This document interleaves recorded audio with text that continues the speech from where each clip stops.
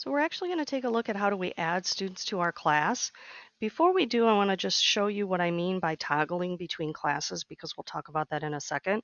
If you go up to your name, if you have more than one class, like your own personal class and maybe a sandbox class like I showed with Jen's, or maybe you're the art teacher and you have a first grade class and a second grade class, if you click here, you can see all your classes listed. And remember, you can change this icon and that'll allow students or even you to differentiate easily between your classes. So let's go out of that. Let's take a look at adding students. So if you click on Add Students, it gives you some information about getting students signed in. We're not really interested in that right now. We're going to add students. And it appears that the district will be connecting our students by student ID. That's really important that you get the right student ID with the students. Hopefully those will be pre-populated once class lists are into PowerSchool. So please hold off making your student list just yet until we know that for sure. So if you know your student's actual student ID, we can click in the student ID, like enter the numbers, which they can be found on the demographics page again in PowerSchool.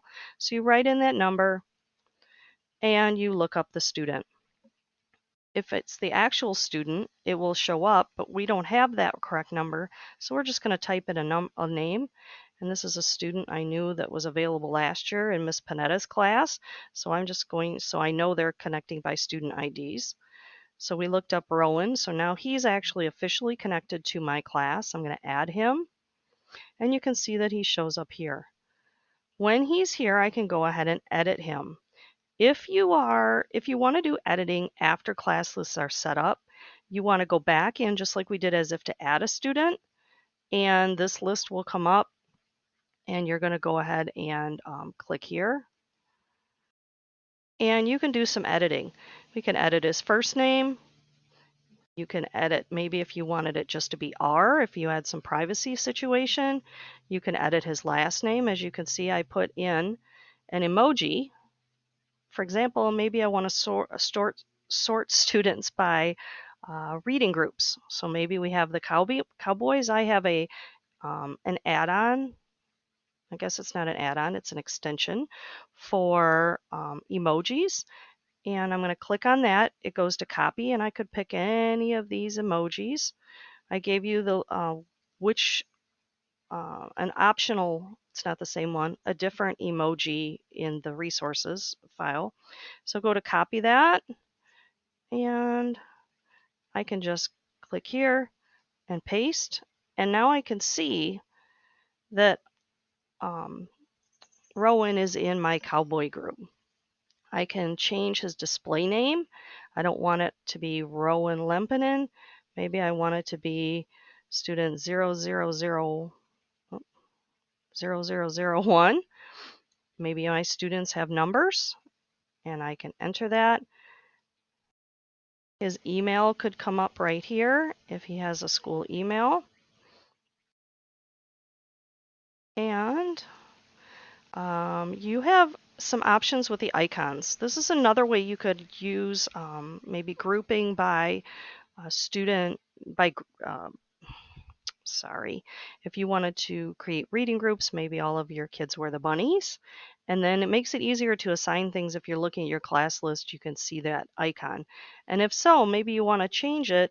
His original icon could be RL, but some of our kids don't even know their letters. So maybe if you make each of your icons in your class for each student a unique animal, and there's plenty of them to choose from, then they can actually easily find their work. Like maybe Rowan knows he's the puppy. So you'll see I've changed that. His student ID is not listed here. I'm not exactly sure how that's going to populate at this point. But really, they need to be by the official ones. We can add family members. Right now, there's no one connected, but I could click Invite Family Members. And it didn't invite. Oh, there it is. It was just in the way. So I can type in their email or family phone number and so on, and then click Invite. If you want to know what happens after it invites, it will give you that information, and it looks like you can actually go and do that with the whole class. Close out of that. So that's basically how you're going to go ahead and you're going to go and set up your students. Notice that in your list here, it actually will alphabetize or number them. So if the next student was 00002, they would be the next one here on the list. So maybe a special area teacher, if you have one whole class, like art, but you have all 3 first grades in the class, maybe you would want to start out with E for Ellis underscore and then the student's name. And then all of Ellis's class would be grouped together, and then maybe Miss Tan's students would all start with T underscore, and all of her students would be grouped together. So you can get creative to help you sort through these. Hopefully this was a little helpful.